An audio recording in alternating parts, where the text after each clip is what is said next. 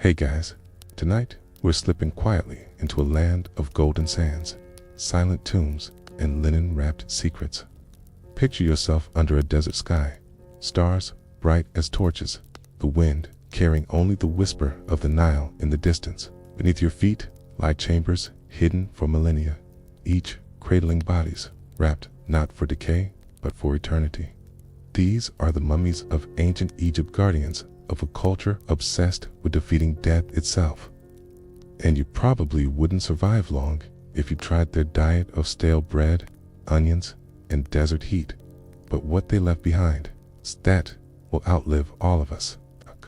So, before you get comfortable, take a moment to like the video and subscribe, but only if you genuinely enjoy what I do here.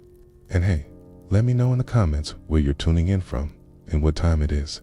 Midnight in London, afternoon in Toronto, dawn somewhere in Sydney. I love seeing our sleepy community light up across the map. Now, dim the lights, maybe turn on a fan for that soft background hum, and let's ease into tonight's journey together. You begin with a simple truth. The Egyptians were obsessed with immortality. Unlike many ancient cultures that burned or buried bodies quickly, Egyptians labored over their dead, convinced that the soul needed its physical vessel preserved to continue in the afterlife. The process wasn't born all at once, evolved slowly, from shallow desert burials where natural dryness preserved bodies, into elaborate techniques of embalming that stretched for weeks. Mainstream fact: the earliest mummies weren't intentional. They were accidental, created when hot desert sands naturally desiccated bodies buried in shallow graves. Over centuries, this natural preservation inspired deliberate experimentation with oils, resins, and wrappings. Historians still argue whether this shift began primarily for religious reasons or for the prestige of elites seeking to flaunt wealth in death as in life. Quirky tidbit: one of the oldest preserved bodies, nicknamed Ginger for his red hair, lay curled up in the British Museum for over a century. A naturally mummified Egyptian from around 3400 BC, long before pyramids. His preservation was pure chance, a lucky accident of sand. You imagine villagers stumbling upon such preserved bodies millennia ago, shocked to see skin and hair still clinging, as if the desert had stolen time. To them, this was a sine qua non that survival after death was possible, if only they learned how. Joke 1.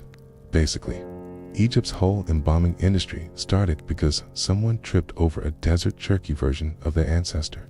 Over centuries, burial shifted from simple pits to coffins, from sand drying to intentional chemistry. Priests, embalmers, and artisans became keepers of secrets, perfecting a process that was equal parts science and sacred ritual. Historians still argue whether Egyptian obsession with preservation reflected their geography of the Nile flooding and retreating each year roar. Their theology centered on gods like Osiris, who himself was torn apart and reassembled into life again. The two are likely inseparable. Environment feeding belief, belief feeding ritual. Quirky note: later embalmers charged tiered prices, deluxe embalming for pharaohs, budget versions for commoners. Even in death, ancient Egypt had package deals. Joke 2. Immortality wasn't free. It came with an itemized bill. From humble desert burials to gilded sarcophagi, Egyptian mummification is less about corpses and more about continuity, preserving identity, securing passage, keeping love, status, and memory intact beyond the grave. Joke 3. Imagine if modern gyms promised eternal youth. Not through workouts, but through a 70-day Rapandresen spa treatment. Egyptians would have signed up instantly. The wind stirs the desert sand, but beneath it lies the culture's most enduring secret. Death was never the end. It was a doorway, and the mummy was the key. You drift along the Nile at dawn, its waters glittering like sheets of hammered bronze. The river flows lazily, yet its rhythm is everything: life, death, and eternity woven into its annual pulse. Without the Nile, there would be no Egypt, No pyramids, no mummies. The river is the silent architect of immortality. Mainstream fact: the Nile's predictable flooding deposited rich black silt across its banks, creating fertile farmland.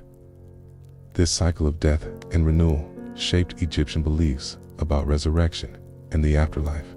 Historians still argue whether the river's constancy made Egyptians unusually obsessed with stability and eternity, compared to more chaotic river cultures like Mesopotamia. Quirky tidbit: Egyptians had two different names for the Nile: the Black Land, Kemet, for the fertile soil, K, and the Red Land, Deseret, for the barren desert.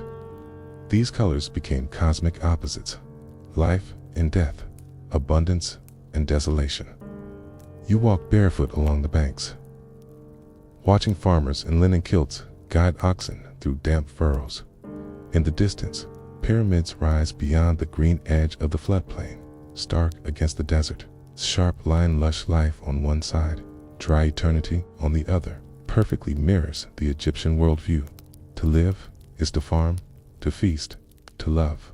To die is to cross into the desert, into silence. But if you prepare properly, you can cross back into eternal life. Joke 1. In other words, the Nile was history's first renew subscription button. Every year, people celebrated the flood, thanking Hapi, the Nile god, for filling canals. Just as the river brought land back from the brink, Egyptians believed bodies, too, could return after death. If carefully preserved, the cycles of nature became cycles of the soul. Historians still argue whether Egyptian resurrection myths were directly modeled on Nile cycles, or whether both reflected a deeper, universal longing to outwit death. But the imagery is unmistakable. Rising waters, rising life, rising souls. Quirky note: some tomb paintings even show the deceased sailing on the Nile in the afterlife, fishing and farming eternally along its banks. Heaven wasn't abstract, it looked exactly like a perfect Egyptian floodplain. You can almost hear the laughter of boatmen ferrying goods, the slap of oars, the croak of frogs that returned with each inundation. The river was music, and its rhythm whispered, "Nothing truly ends, it only flows elsewhere." Joke 2. No wonder they embalmed bodies. If the river could come back every year, why shouldn't Grandpa's twilight stretches? You see why the Nile mattered so much for mummification. The fertile floodplain gave life. The desert, dry and still, preserved death. Together, they framed Egyptian eternity. Green fields feeding families, dry sands guarding ancestors, and the river between them carrying souls to the horizon. Quirky tidbit: some burial rites placed small Shabti figurines shaped like farmers in the tomb. Their job: do agricultural labor for the deceased in the afterlife. Even in eternity, Egyptians were outsourcing chores. Joke 3. You realize ancient heaven came with a farming simulator included. The Nile flows on, timeless, as stars gather above. Its waters murmur the secret Egyptians always believed. Death, like the river, bends back toward life again. You slip into the cool gloom of a temple, where incense curls in the air and painted walls shimmer with figures of jackal-headed gods and feather-light scales. For Egyptians, death wasn't a lonely silence. It was a busy courtroom filled with divine judges. If you wanted eternity, you needed powerful allies. It's a mainstream fact. Egyptian religion centered heavily on gods of death and the afterlife. Osiris, the green-skinned god, ruled the underworld after being resurrected by his sister wife, Isis. Anubis, the jackal-headed deity, presided over embalming and guided souls. Thoth recorded judgments, and Manat, goddess of truth, weighed every heart against her feather of justice. Historians still argue whether these myths emerged from older fertility cults or were shaped by Egypt's social need for order and fairness. Quirky tidbit: in tomb paintings, Anubis is often shown with pitch-black fur, symbolizing fertile soil of the Nile. Even death was painted with the color of renewal. You stand in the hall of Mat. Before you, a scale tilts delicately. On one side, a human heart. On the other, a single white feather. The gods lean in, waiting. If the heart is heavy with lies, greed, or cruelty, it tips the balance. Crocodile-headed monster named Amid waits below to devour it, ending the soul forever. Joke 1. Talk about high stakes wins you thought bathroom scales were stressful. Priests whispered these stories to families preparing the dead. Mummification wasn't just body care, it was soul insurance. Every ritual, washing, anointing, wrapping, was part of ensuring the deceased could pass the test. The gods didn't care about wealth alone, but cared about order, truth, and whether you had lived in harmony with Maat. Historians still argue whether the moral dimension of Egyptian religion was unique for its time. Other ancient cultures focused on appeasing gods, but Egyptians seemed to add ethics. The gods also wanted you to play fair. Quirky note: some tombs included negative confessions, lists of sins the deceased swore their deity committed, like, "I have not stolen bread," or "I have not killed sacred cattle." It's basically the world's first standardized good behavior checklist. You can almost hear the chant of priests reciting these lines, reassuring the dead as they crossed into the underworld. Families listened, clutching amulets shaped like eyes, scarabs, or ankhs, believing the symbols gave their loved ones backup magic. Joke 2. Eternity might last forever, but Egyptians made sure to double-check your paperwork before you got in. The stories of Osiris reinforced hope. He himself had died, dismembered by his brother's Set, only to be pieced together and revived by Isis. His myth mirrored what embalmers did: disassemble, preserve, reassemble, and rebirth. If Osiris could rise, so could ordinary mortals. Quirky tidbit: one hymn to Osiris praises him for teaching humans agriculture and resurrection. He was both farmer and judge, plow and coffin. The temple quiets as oil lamps sputter. You sense how real these gods were to Egyptians, woven into every ritual, every jar of natron, every linen strip. Without their presence, mummification would have been just preservation. With them, it became transformation. Joke 3. You realize ancient Egypt was basically the first society where even your afterlife came with a full legal team. The jackal watches, the feather trembles, and the heart waits. In this sacred balance, Egyptians saw not just death, but the promise that justice and eternity could coexist. You drift into a workshop on the edge of town, half temple, half laboratory. The smell of resin, cedar oil, and smoke hangs thick in the air. Here, embalmers move slowly, methodically, working not in haste, but in ceremony. Preparing a body eyes and tea, a matter of hours, or diacid, is a journey stretched across 70 careful nights. Mainstream fact: the mummification process lasted about 70 days, during which embalmers purified, dried, and wrapped the body with precision. Each step had religious significance as well as practical function. Historians still argue whether all these rituals were standardized across Egypt or varied by region and social class. Quirky tidbit: embalmers wore masks of Anubis, the jackal god of embalming, as they worked. Imagine getting surgery today from a doctor dressed like a jackal. Equal parts comforting and unsettling. You watch as the body is laid on a sloping stone table. Priests wash it in palm wine and water from the Nile, murmuring prayers as they cleanse. The head is tilted back, eyes closed, skin glistening with oils. The atmosphere is hushed, though outside, donkeys bray and markets hum. Life goes on, but here, death is being persuaded to pause. Joke 1. Think of it as the ancient world's most intense spa treatment, except the client docently complain about the bill. The embalmers work with steady hands. Each motion is ritualized. Oils rubbed in circles, resins dripped into wounds, incense burned to purify the air. Even the tools matter. Flint knives for cutting, copper hooks for delicate work, reed brushes for spreading resin. Nothing is wasted. Every step echoes a myth. Every cut mimics Osiris's dismemberment and restoration. Historians still argue whether embalmers were viewed as sacred professionals or feared as unclean. Some texts suggest they were respected, others hint they worked apart, marked by their contact with death. Perhaps they were both revered and shunned, guardians of the dead, but reminders of mortality. Quirky note: embalmers sometimes placed onions in eye sockets or on the body.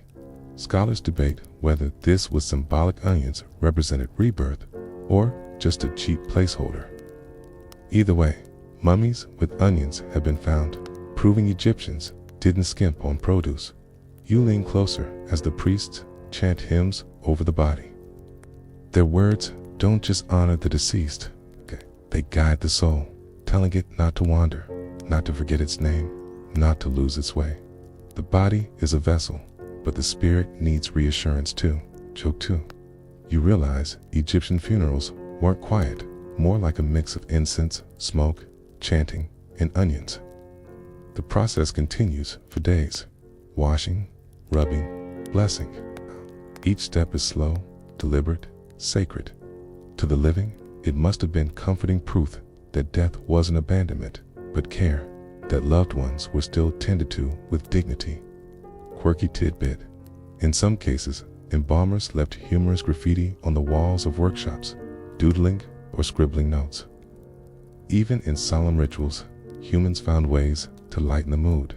Historians still argue whether the purpose was preservation of flesh, protection of identity, or both.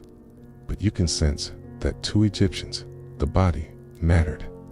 Without it, the soul might drift, lost forever. It's basically the world's longest makeovers: 70 days of oils, wraps, and divine paperwork just to get you ready for eternity.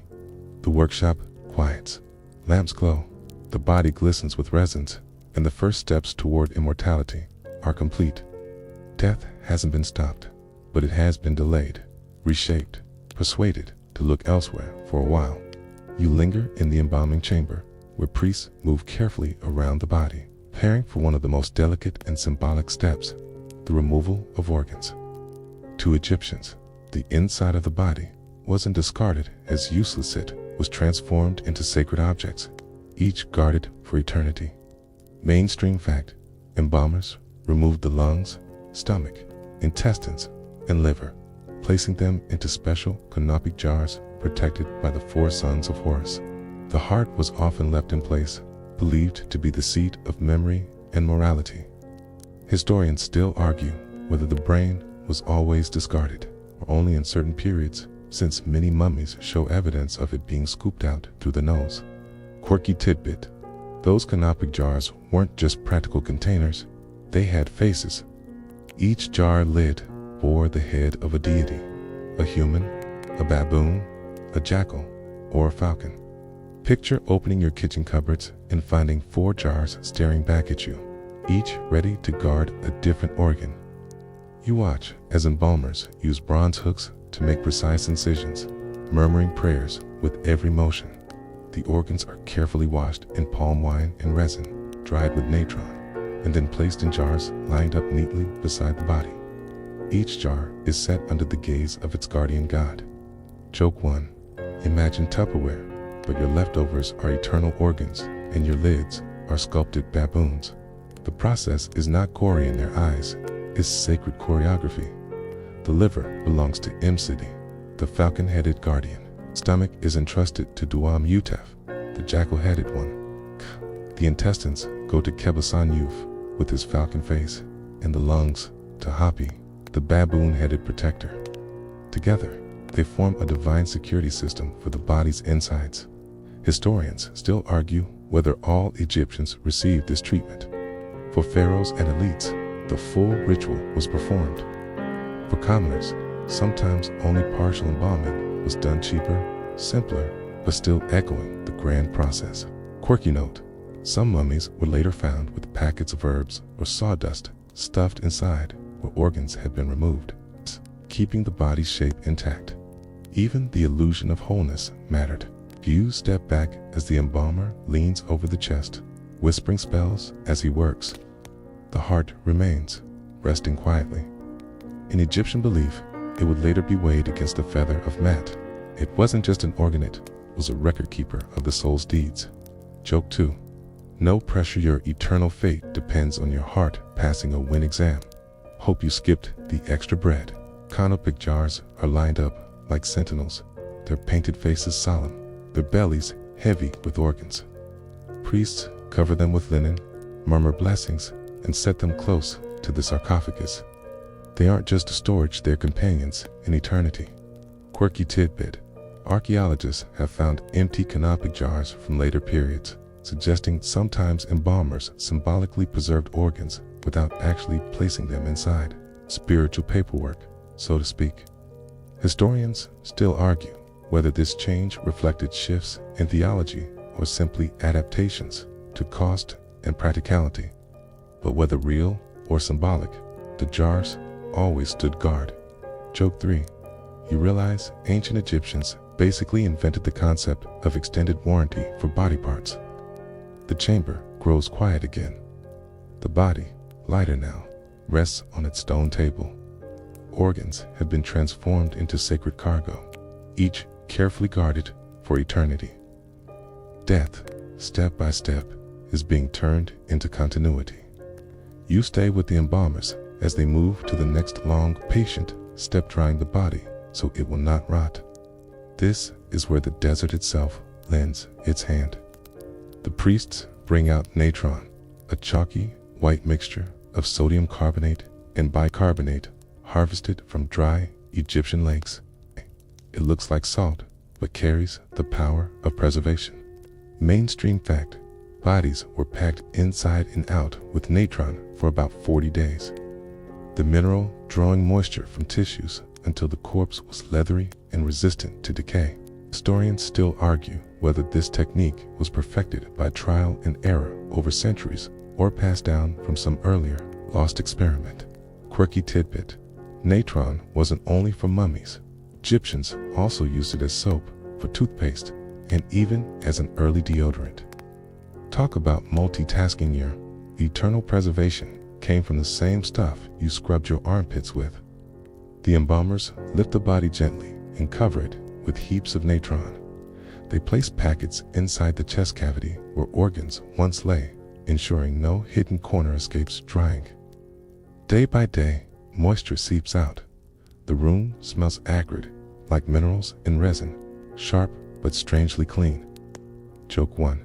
It's basically the world's longest dry cleaning appointment. 40 days, no rush pickup.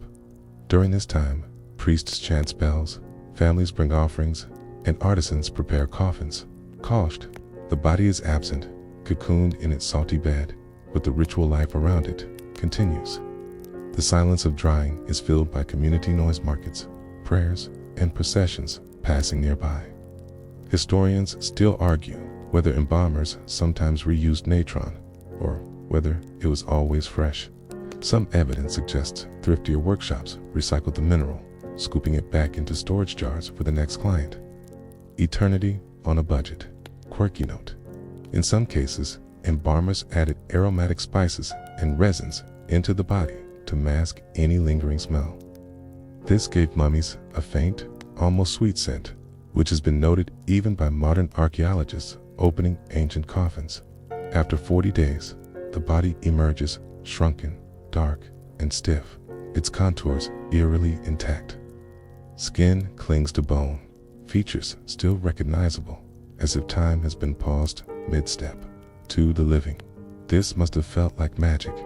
Death halted, body preserved, loved one recognizable despite the weeks gone by. Joke 2. It's less like rest in peace and more like rest in peace, still in one piece.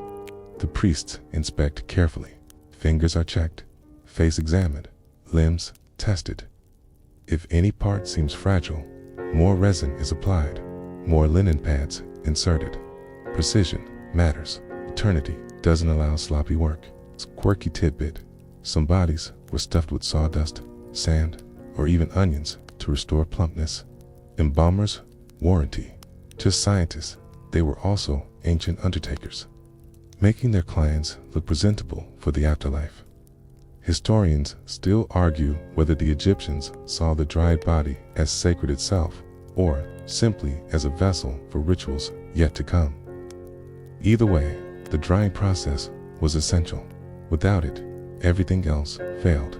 Joke 3. In short, natron was the world's first anti-aging cream, just a little harsher on the skin. The body lies ready, empty of moisture, but full of potential, waiting for the next stage, the wrapping that will transform it from human remains into something divine. You step closer as the embalmers begin the stage that will transform a dried, fragile body into a figure ready for eternity. Bundles of fresh linen, stiff with resin, pile high on tables. Priests murmur hymns while apprentices heat pots of melted resin that smell of pine and myrrh. The air is thick, heavy, almost sweet. It's time to wrap. Mainstream fact: Egyptian mummies were swaddled in hundreds of yards of linen strips, applied layer upon layer. Amulets were placed between the wrappings at key points, each carrying protective magic. Historians still argue whether these amulets were chosen according to strict priestly rules or left to the family's discretion. Quirky tidbit: some linen strips came from recycled household cloths, old bed sheets, worn tunics, even garments with faded laundry marks. Eternity, it seems, could be patched together from yesterday's laundry. The embalmers start with fingers and toes, carefully wrapping each digit. Then limbs, torso, head, every surface covered in spirals of linen. Between layers, they slip small charms, scarab beetles, over the heart. Tiny ankhs for life, Ayif Horus amulets to guard against evil. Each placement is accompanied by a prayer. Joke 1. Think of it as the world's most elaborate gift trapping session, except the present is supposed to last forever. Resin is brushed on to glue the wrappings in place, making the layers stiff and protective. Sometimes golden sheets are added over the face or chest. The process takes days, even weeks, as each layer must dry before the next is added. Historians still argue whether ordinary Egyptians got the same careful treatment or if such elaborate wrappings were reserved for elites.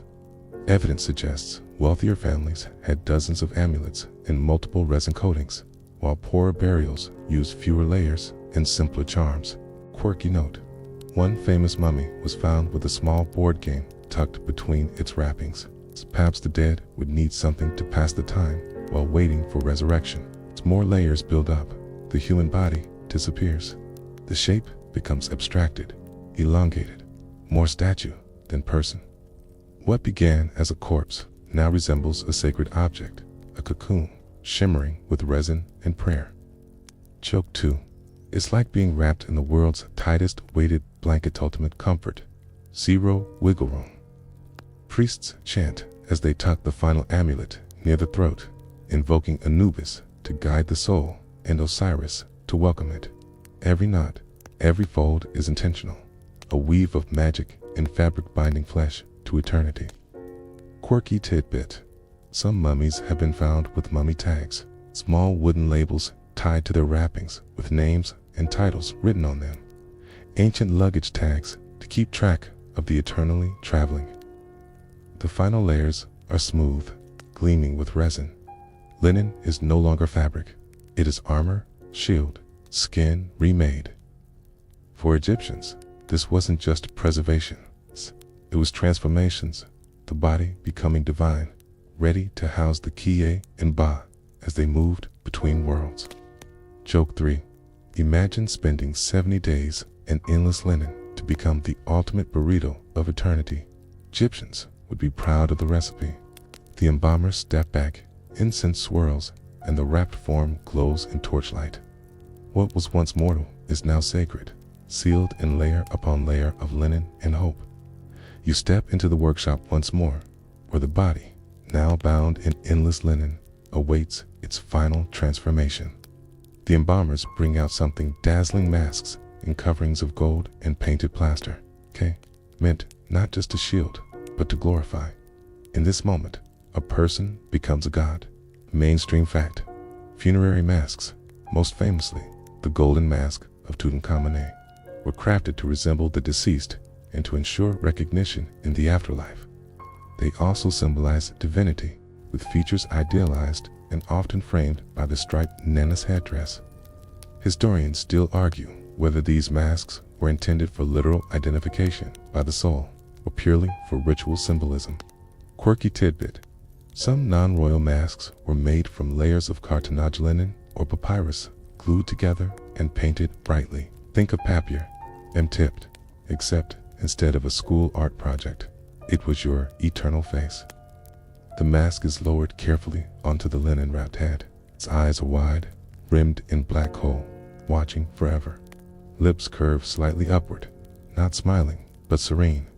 Gold shines, reflecting torchlight, as if the body itself has already crossed into divine radiance.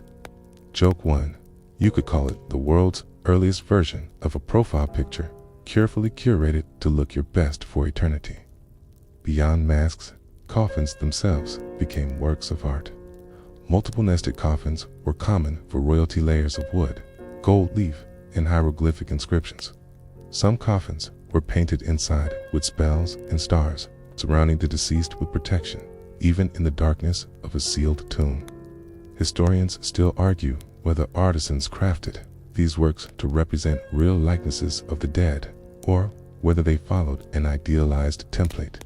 Either way, the message was clear. Death was not decay, but ascension. Quirky note: some coffins included painted false doors or even food offerings carved into the surface. Symbolic shortcuts to ensure the deceased always had sustenance, practical design for eternity. You trace the outlines of painted hieroglyphs, bright blue, red, and green pigments made from crushed minerals. Words of power cling to the surface, each sign whispering protection. May your soul live forever. May your name endure. Joke 2.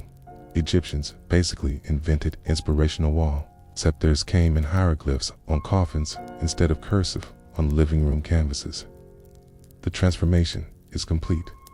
The body is no longer a person, but a sacred statue, an image of Osiris himself.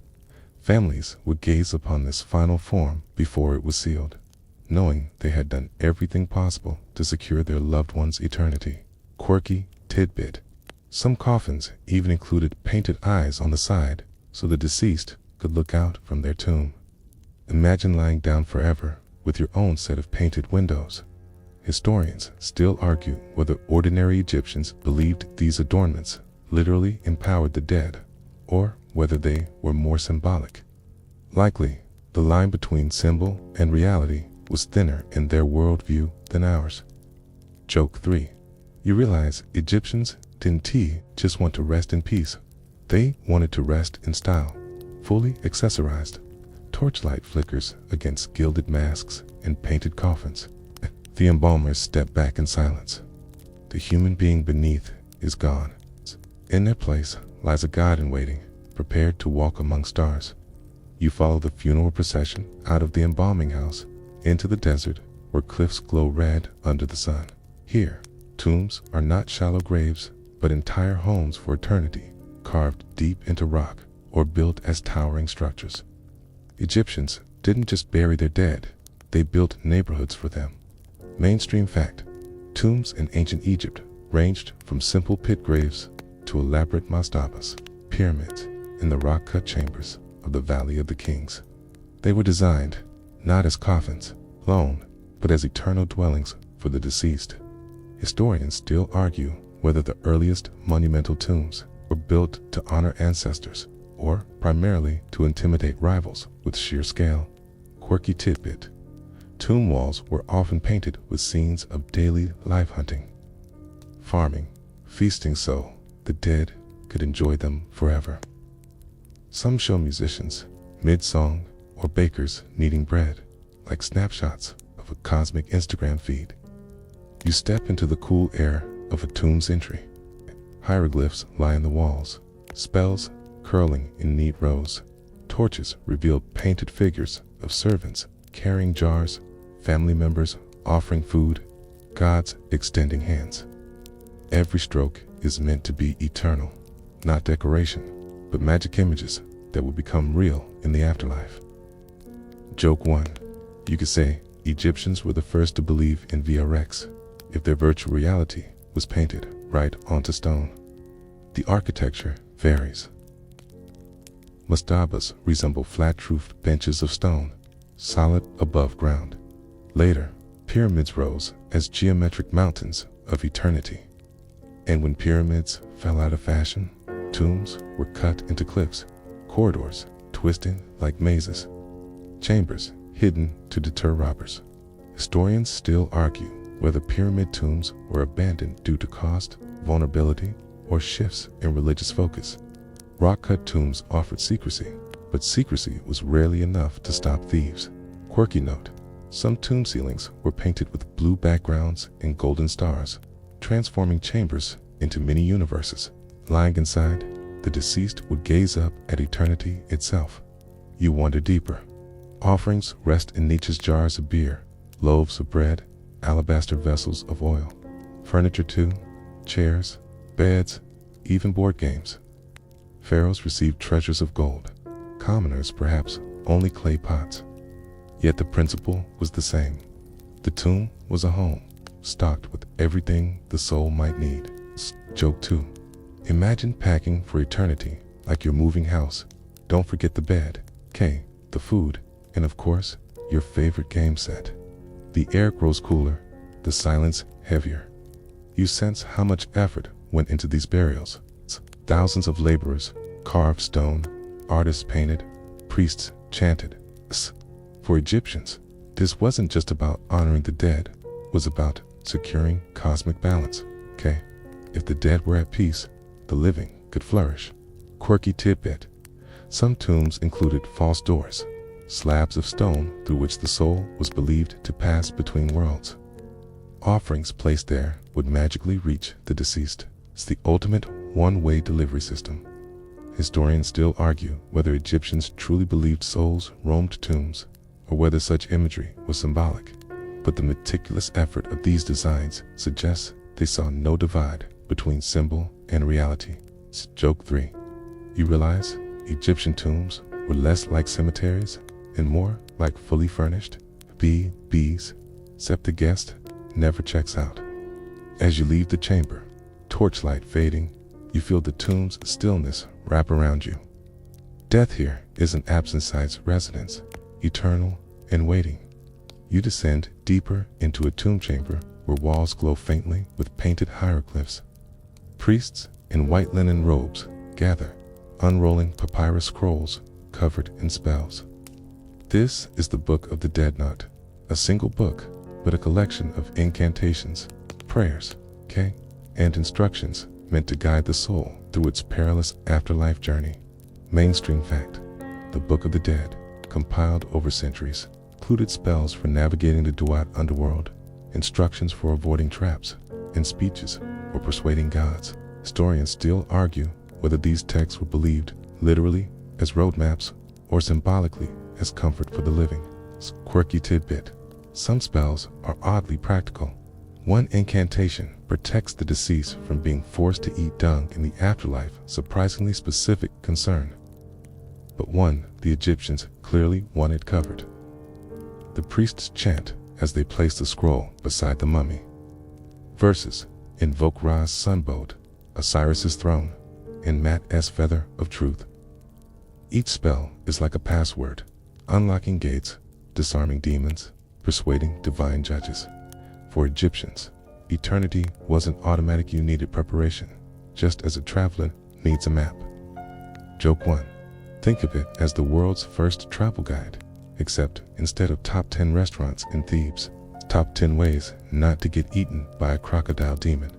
You studied the paintings. They showed the souls sailing on boats across rivers of fire, walking past guardians with knives, and standing before Osiris's court. Every figure is labeled, every danger anticipated. Egyptians feared chaos, so even their afterlife was organized like a cosmic bureaucracy. Historians still argue whether the Book of the Dead was accessible only to elites who could afford scrolls, or if cheaper versions circulated widely. Archaeological finds suggest some burials had simple copies, even hastily written, showing demand across classes. Quirky note: certain tombs feature painted cheat sheets on walls miniature. Books of the Dead to help those who couldn't afford papyrus. Eternity on a budget, but still functional. The most famous spell is the weighing of the heart. The scroll instructs the deceased to declare innocence in a negative confession. I have not stolen. I have not lied. I have not killed. The heart is weighed against Matt's feather. If balanced, the soul continues. If not, Amit devours it, ending the journey. Joke 2. It's basically the final exam of life, except failure doesn't mean repeating the class, it means total annihilation. The papyrus rustles as priests roll it tight, place it near the coffin, or tuck small copies within the wrappings. These texts are more than words, they're lifelines. In a cosmos where gods and monsters populate every shadow, language itself is the armor. Quirky tidbit: some spells even include instructions for turning into animals, like a falcon or lotus flower, allowing the soul to shapeshift to evade danger. Coup: it's ancient Egypt's version of cheat codes. Historians still argue whether Egyptians actually believed the dead physically transformed, or whether these were symbolic ways of expressing freedom. Either way, the imagery shows their creativity in imagining survival. Joke 3. You realize Egyptians didn't just invent mummies. They basically invented fantasy role-playing games for the afterlife. The chanting fades. The scroll rests quietly. The tomb is silent, except for the lingering promise. Words will carry the soul, long after flesh has faded. You emerge into the blinding sun again, where mourners gather outside the tomb. The embalmed, wrapped, and masked body is placed on a wooden bier, carried by priests and family through a slow, solemn procession. Music rises, flutes, drums, and women wailing in practiced lamentations. This is the final sealing, the moment when the dead are escorted from the world of the living into the stillness of eternity. It's mainstream fact. Funerary rituals included processions, offerings, and the opening of the mouth ceremony, where priests touched the mummy or coffin with ritual tools to restore senses: sight, smell, speech, so the deceased could function in the afterlife. Historians still argue whether these rites were understood as literal magic or symbolic blessings performed for the comfort of families. Quirky tidbit: one of the tools used for the opening of the mouth was shaped like a small adze, a kind of axe. Imagine a priest carefully tapping a mummy's lips with what looks like a carpenter's tool, solemnly announcing, "You can talk again." The procession moves slowly across the desert path. Relatives carry jars of beer and bread. Priests burn incense, trailing smoke behind the bier. Women ululate sharply, their voices rising like sirens across the sand. To us, it might seem theatrical, but for Egyptians, this wailing was essential. It gave grief a voice and ensured the soul heard the call of its kin one last time. Joke 1.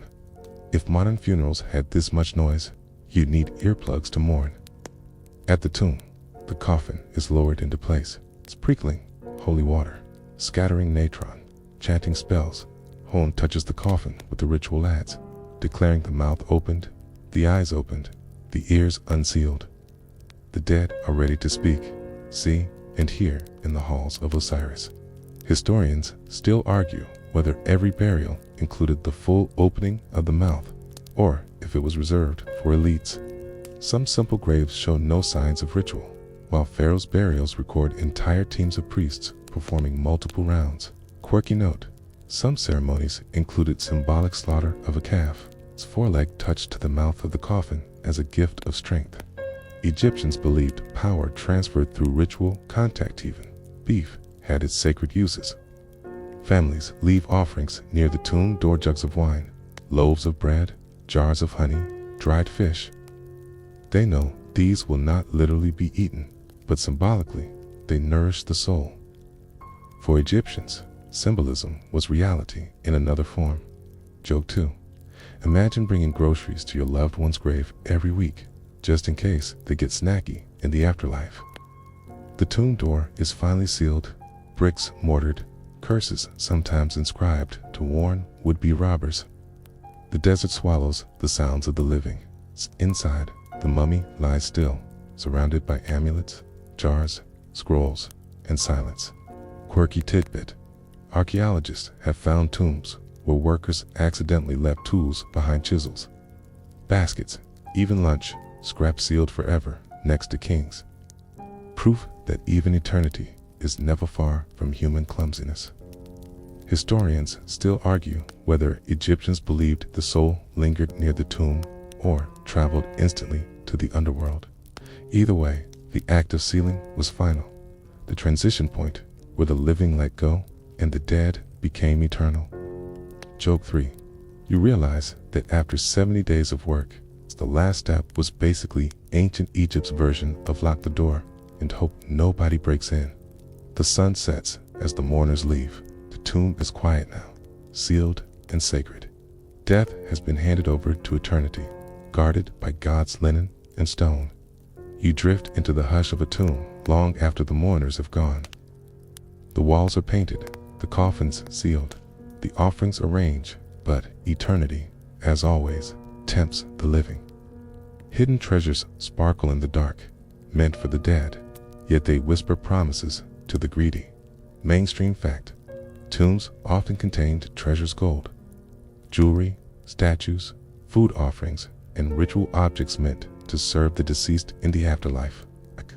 This wealth attracted grave robbers even in ancient times. Historians still argue whether most tombs were looted within decades of burial, or whether some remained untouched for centuries. Quirky tidbit. Ancient papyri survive describing police investigations into tomb robberies. One account lists stolen items with shocking, detailed gold sandals, fine oils, even the wrappings of the mummies themselves. Imagine reading a 3,000-year-old crime report, complete with suspects' confessions. Inside a sealed chamber, treasures shimmer, gilded chests, alabaster jars, lapis lazuli necklaces, and miniature boats carved to ferry the soul through eternal waters. To the Egyptians, these weren't luxuries, they were necessities. A pharaoh needed gold in the afterlife, just as he needed barley or wine. Joke 1. You could say Egyptians invented the ultimate moving truck, except theirs only drove one way into eternity. But the same treasures lured thieves. Teams of robbers tunneled into tombs, smashed jars, tore wrappings, melted gold. Many times they were caught and punished, but often the lure outweighed the risk. Even priests sometimes joined in, looting lesser tombs to fund temple repairs or line their own pockets. Historians still argue whether Egyptians truly believed treasures could be stolen from the soul, or whether the symbolic essence remained intact even when objects were gone. Either way, robbery robbed families of peace and the living of faith in their rituals. Quirky note: some tombs contain false chambers filled with decoy treasures to mislead robbers. In one case, the real burial lay hidden behind a blank wall, like an ancient security system. You run your fingers over painted curses scrawled on walls, warnings of crocodiles, scorpions, or divine wrath awaiting intruders. Did they deter robbers? Tably not, but they reveal how desperate Egyptians were to guard eternity. Joke 2. It's basically the original version of Beware of Dog, except the dog was a demon promised to eat your soul. Despite centuries of theft, some treasures endured. The greatest example is Tutankhamun's tomb, discovered in 1922. Its golden mask and thousands of objects intact. That rare find showed us what all those robbed tombs once contained in dazzling detail. Quirky tidbit: Tutankhamun's tomb even held jars of honey that were still edible after 3,000 years. Eternal snacks, courtesy of the bees. Historians still argue whether these treasures were primarily religious tools, political propaganda, or both.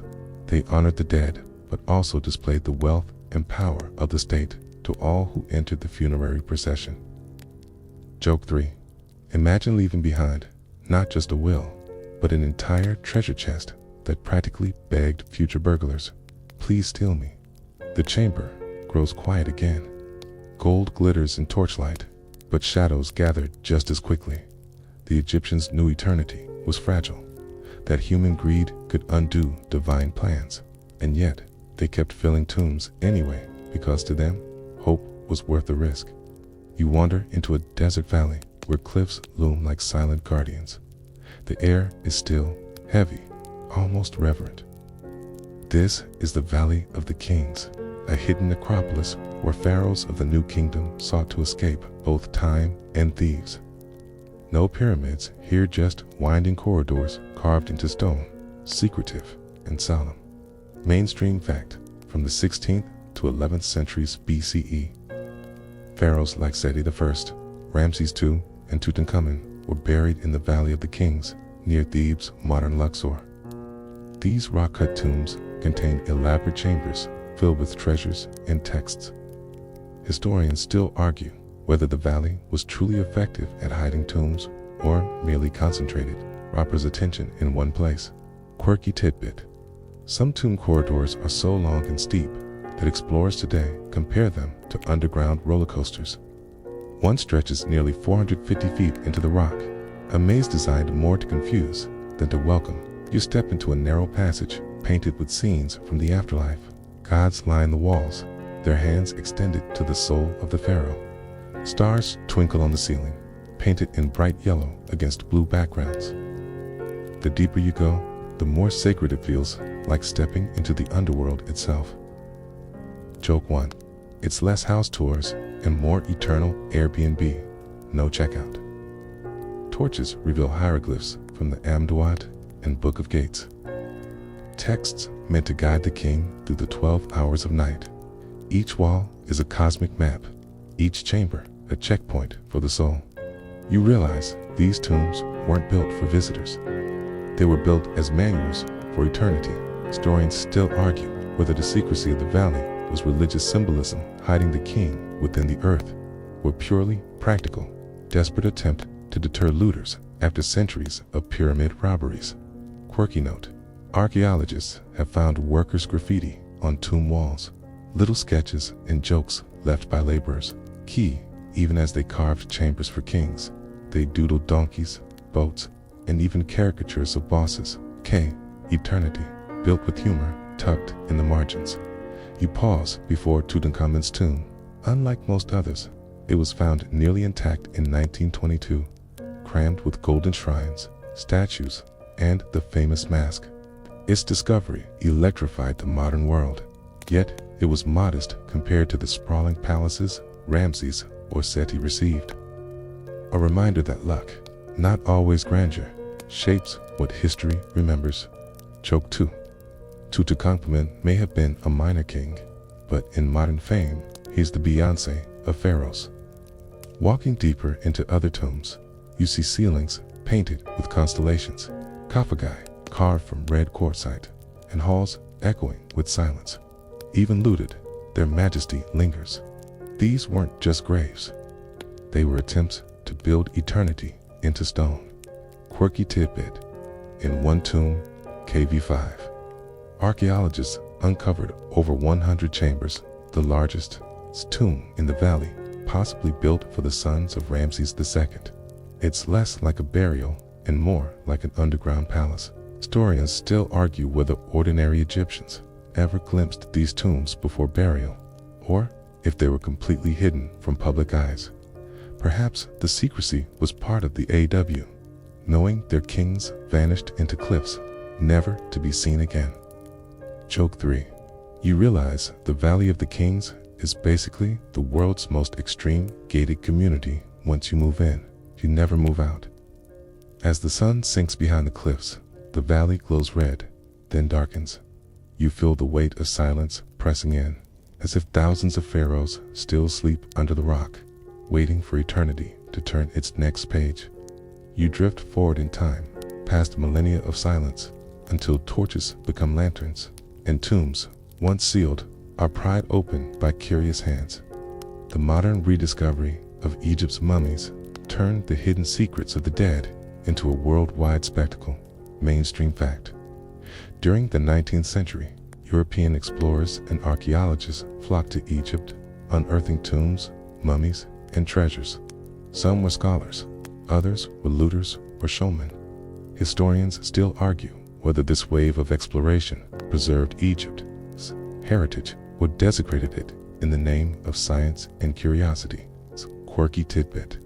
In Victorian England, mummy unwrapping parties became a trend. Guests gathered in drawing rooms while a host unwrapped a real Egyptian mummy for entertainment. Imagine turning someone's eternal burial into dinner theater.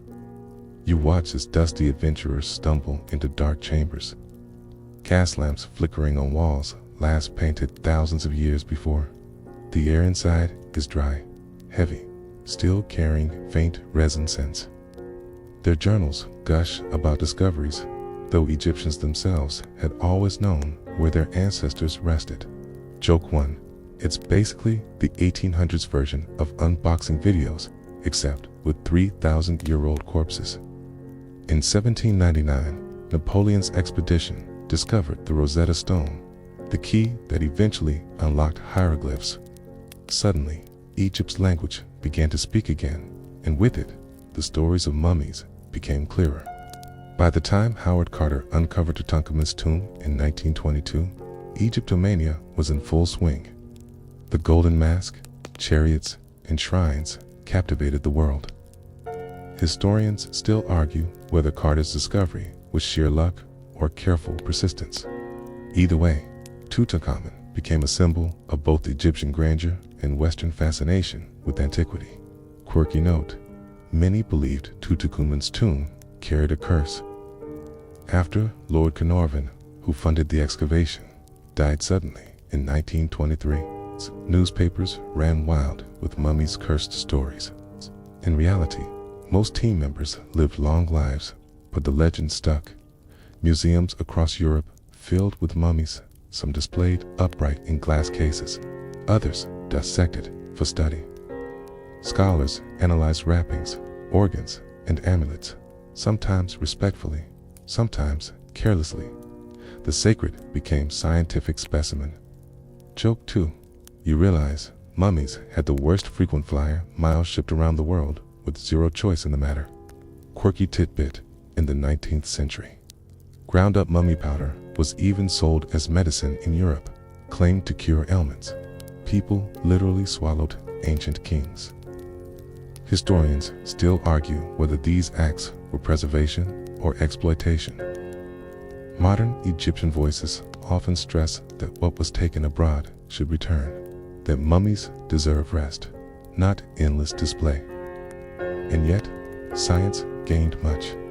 CT scans, DNA analysis, teen modern imaging revealed details the ancients never imagined we'd uncover. Diseases, diets, family lineages. Through technology, mummies tell stories even their priests didn't know. Joke 3. Imagine preparing for eternity, only to end up in a CT machine 3,000 years later. As modern lights flicker in tombs once lit by oil lamps, you feel the strangeness of rediscovery. What was meant to be eternal silence now whispers to the whole world, revealing secrets wrapped in linen long ago. You sit quietly now, at the edge of a glass case in a modern museum, where a mummy rests under soft light. Children press their noses against the glass, tourists snap photos, scholars take notes. The body inside, once a person with a name, dreams, and a family, still whispers across 3,000 years. What do these mummies really teach us today? Mainstream fact: modern science studies mummies to learn about ancient diets, diseases, medical practices, and even climate. Hair reveals nutrition, bones show labor and age, DNA uncovers family ties. Historians still argue whether mummies should remain in museums as sources of knowledge, or be reburied in respect for their original purpose. Quirky tidbit: CT scans have revealed hidden amulets, false toes, and even embalming mistakes, like resin poured into the wrong cavities. The dead keep surprising us with secrets There, embalmers thought, safely hidden. You watch the body under glass. Skin darkened by resins, linen stiff as parchment, gold charms glinting faintly. To ancient Egyptians, this was eternal protection. To us, it's both relic and teacher. Through them, we learn not just how Egyptians lived, but how they thought about time, justice, and love. Joke 1. Imagine going through all that effort for immortality, only to become someone's field trip highlight. Mummies remind us of our own fears and hopes, okay? They speak of longing for permanence, of rituals built to soften death's finality. They reveal a culture that saw death not as an end, but as a threshold. Historians still argue whether we interpret mummies too much through modern science, forgetting their sacredness. For Egyptians, they weren't artifacts, they were people prepared with care by grieving families. Quirky note, even today, some mummies are reburied with ceremony when removed from museum storage. A recognition that they remain individuals, not just specimens. Joke 2. You realize immortality isn't what you think it might mean, being scanned, studied, and admired long after you expected to rest. And yet, perhaps the Egyptians would smile. Their entire project was about being remembered, about names not vanishing, about voices echoing in eternity. And here we are, thousands of years later, still whispering their names. In that sense, their magic worked. Quirky tidbit: Tutankhamun, once a minor boy king, is now one of the most famous names in the world immortality achieved, though not in the way his priests imagined. Joke 3. Maybe the real afterlife was in tea. Feasting in fields of reedsit was trending forever in history books and documentaries. The glass case glows softly, the air hums with quiet awe, and you exhale. The Egyptians sought eternity, and in some strange way, they found it. The story slows now, like sand slipping gently through fingers, the desert winds soft and steady against your skin. You've walked through temples, watched embalmers work, stepped inside tombs, and unrolled papyri whispered with spells. The noise of rituals, the scent of incense, the shimmer of gold doll fade into a deeper silence. Picture the Nile at night, the moonlight spreading silver across its waters.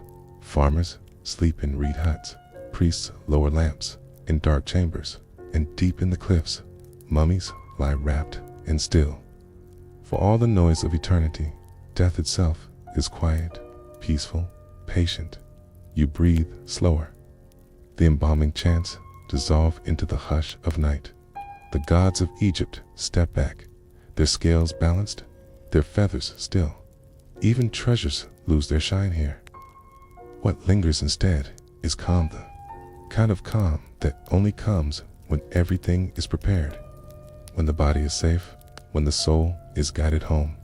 Imagine lying under cool linen, layers heavy but protective, holding you steady as the world outside changes. Centuries pass, dynasties rise and fall, strangers dig, lights flicker, but you remain, resting in timeless stillness, cleanness. Let that stillness cradle you now. The Egyptians built eternity from fabric, salt, and faith.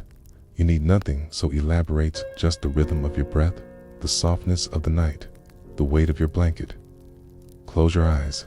Let your thoughts drift like the Nile, slow and endless. Let the desert hush surround you.